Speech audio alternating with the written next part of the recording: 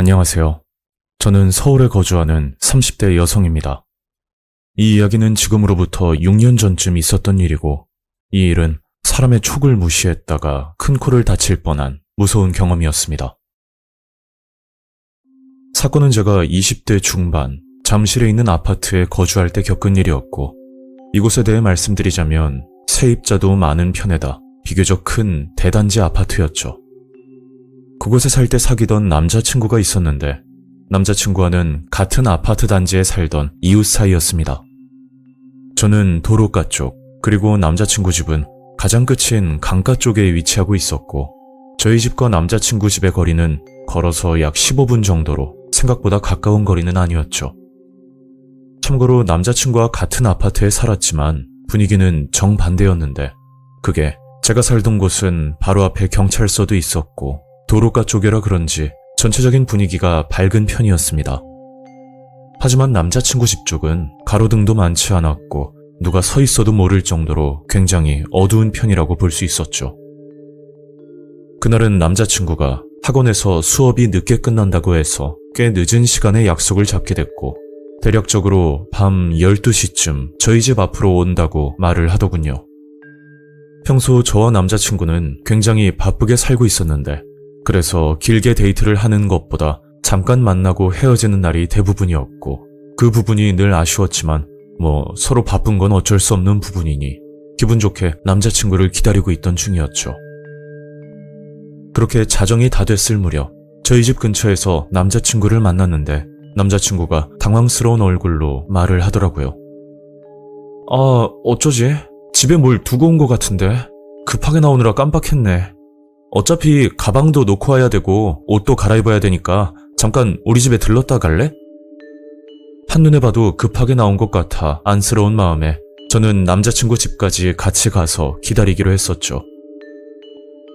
남자친구 집으로 가려면 단지 내에 위치하는 정말 긴 골목길을 지나가야 했고 여긴 낮에 혼자 가기에도 꺼림칙한 길이었는데 해가 지고 밤이 되니 더욱 어둡고 음산한 분위기가 나더군요. 가로등도 드문드문 설치되어 있고 골목 자체가 조용한 편이라 혼자서는 절대 가지 않는 길이었습니다. 그 당시 골목길에 귀신이 나타난다느니 그런 허무맹랑한 소문도 돌아서 무섭지만 티를 내지 않고 일부러 남자친구에게 말을 더 붙이면서 걸어가고 있었죠.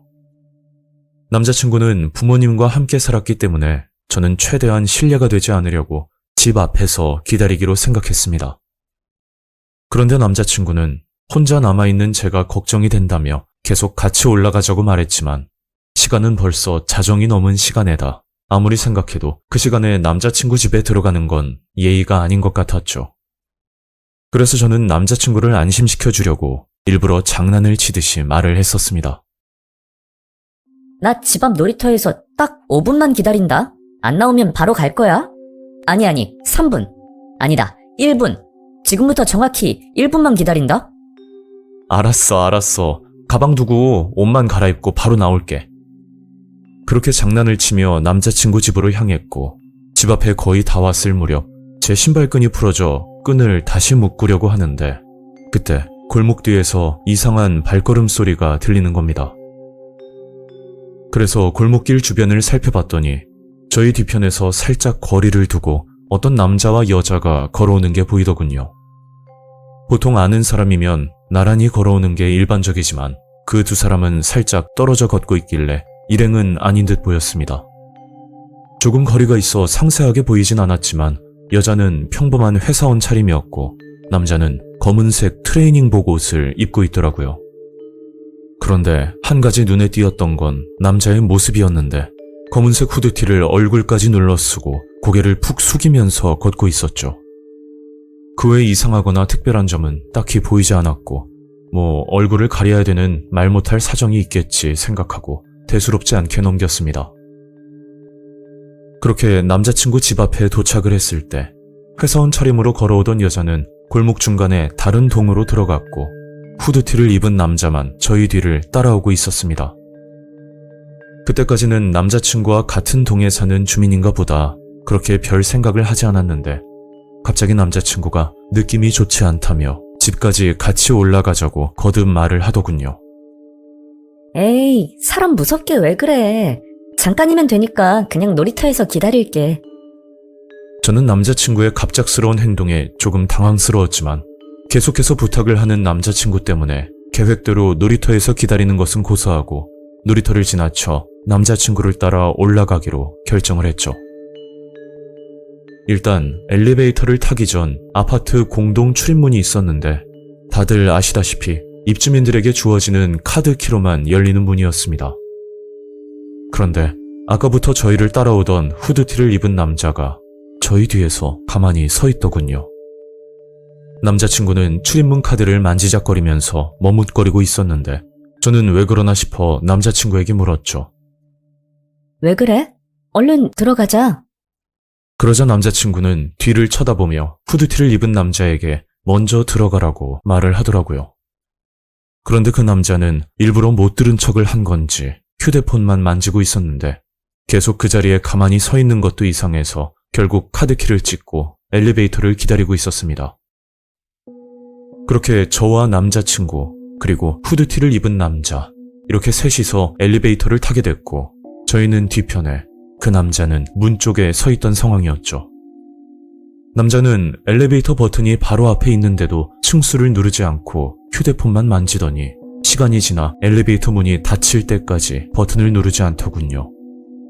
그제야 저도 뭔가 수상하다는 생각이 들기 시작했는데 같은 라인에 사는 것도 그리고 출입문 카드키가 없어서 기다리는 것까지는 뭐 이해를 하겠지만 같이 엘리베이터에 타고 그냥 서 있을 이유는 전혀 없다고 생각이 들었죠. 그래서 남자친구도 끝까지 층수를 누르지 않고 기다리고 있었는데 지금 생각해도 그때의 정적은 정말 숨이 막힐 정도였고 남자친구 얼굴을 봤더니 굉장히 화가 난 듯 굳어있는 표정이었습니다. 혹시나 그 남자와 시비라도 붙어 싸움이라도 날까봐 저도 긴장을 하고 있었고 남자친구는 한참을 그 남자를 노려보다가 결국 5층을 눌렀더니 그제야 기다렸다는 듯이 7층을 누르는 겁니다. 참고로 저희 아파트의 구조는 집집마다 조금씩 달랐는데 대문 앞에 중문이 있는 집과 그리고 대문만 존재하는 집이 있었죠. 중문이 있는 집은 그 공간에 자전거를 두거나 또는 화분을 심는 그런 여러 가지 용도로 쓸 만큼 공간이 있었는데 남자친구의 집도 중문이 설치되어 있는 구조였습니다. 그렇게 저희는 5층에 내렸고 엘리베이터 문이 닫히자마자 남자친구는 제게 귓속말을 하듯이 조용하게 말을 하더군요. 여기에 쪼그리고 앉아있어? 금방 나올게. 남자친구는 저를 끌고 가듯이 집 앞 중문 앞으로 데려갔고 저는 그 와중에 남자친구 부모님께 걸리면 어쩌나 하는 생각에 불안한 마음으로 앉아 있었죠. 그리고 중문 위로는 반투명 창문으로 되어 있어 불빛이나 그림자 정도는 분간할 수 있는 형태였습니다. 그렇게 중문 뒤에서 쪼그려 앉아 숨을 죽이고 앉아 있었는데 갑자기 위층 계단에서 아래로 내려오는 발걸음 소리가 들렸고 그 소리가 너무 생생해서 아직도 기억이 나네요. 그 당시 정말 무서워서 고개도 들지 못하고 있었는데 직감적으로 느끼기에 후드를 입은 남자의 발소리라고 느껴졌죠. 그게 아까 엘리베이터 안에서 봤을 때 그 남자가 신었던 신발이 운동화가 아니었고 군화 모양으로 생긴 워커를 신고 있었는데 발걸음 소리가 둔탁한 게 꼭 구두도 아닌 워커 소리라고 생각이 들었습니다. 계단을 내려온 발소리는 남자친구 집 앞까지 들리더니 결국 중문 앞에 있는 센서 등까지 켜지고 말았죠. 그리고 그 자리에 한참을 서 있다가 다시 엘리베이터를 타는 소리가 들렸는데 저는 그 순간 너무 겁이 나 아무 생각도 들지 않고 덜덜 떨고만 있었습니다. 그때 남자친구가 나오더니 경비실에 신고를 했다고 말했고 결국 그 남자는 야간 순찰을 하고 있던 경비 아저씨에게 발각이 되어 급히 경찰을 부르고 나서 사건은 일단락되었죠. 그리고 나중에 알게 된 사실은 정말 섬뜩했는데 그 남자는 저희 아파트 주민이 아닌 타 지역에 살고 있는 사람이었고 뭘 숨기는지는 모르겠지만 이상할 정도로 신분을 밝히는 것을 꺼려했다고 합니다. 남자의 주머니에서는 호신용으로 보이는 흉기를 발견했다고 하는데 만약 엘리베이터 안에서 싸움이 일어났다면 정말 무슨 일이 생겼을지도 모른다는 생각에 너무 소름이 돋았죠. 그런데 더욱 끔찍했던 사실은 제가 저희 집 근처에서 남자친구를 기다리고 있을 때부터 그 남자는 저를 노리고 있었다고 들었습니다. 그때부터 저를 따라오고 있었던 거고, 걸어오던 도중 회사원 차림의 여자를 보고 범죄 대상을 바꾸려고 생각했지만 타이밍을 놓치는 바람에 원래 타깃이었던 저를 따라온 거였죠.